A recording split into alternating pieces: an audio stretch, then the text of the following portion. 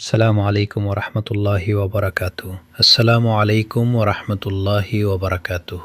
ভাই বোন, আল্লাহ আপনাকে দ্রুত সুস্থ করে দিন। অসুস্থতা মুমিনের জন্য গুনাহ মাফের কারণ হতে পারে। আপনি ধৈর্য ধরুন, আল্লাহর উপর ভরসা রাখুন। আমরা আপনার জন্য দোয়া করছি। দোয়া ১, লা বাসা তহুরুন ইনশা আল্লাহ। লা বাসা তহুরুন ইনশা আল্লাহ অর্থ কোনো সমস্যা নেই, ইনশা আল্লাহ এটি আপনার জন্য পবিত্রতার কারণ হবে। দোয়া ২, আসআলুল্লাহ আল আযীম রব্বাল আরশিল আযীম আন ইয়াশফিয়াক। আসআলুল্লাহ আল আযীম রব্বাল আরশিল আযীম আন ইয়াশফিয়াকা অর্থ আমি মহান আল্লাহর কাছে, মহান আরশের রবের কাছে প্রার্থনা করছি তিনি যেন আপনাকে সুস্থ করে দেন। নারী রোগীর জন্য শেষে বলবেন আন ইয়াশফিয়াকি।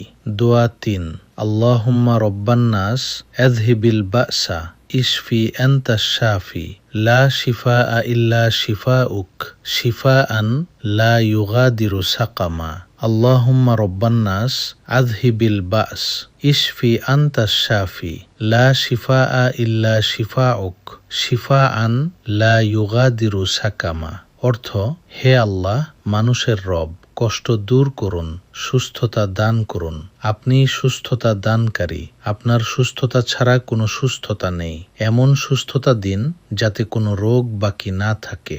শেষে বলতে পারেন আল্লাহ আপনাকে শিফায়ে কামেলা দান করুন, আপনার কষ্ট সহজ করে দিন, আপনার পরিবারকে ধৈর্য দিন এবং আপনাকে দ্রুত সুস্থ করে দিন। আমিন।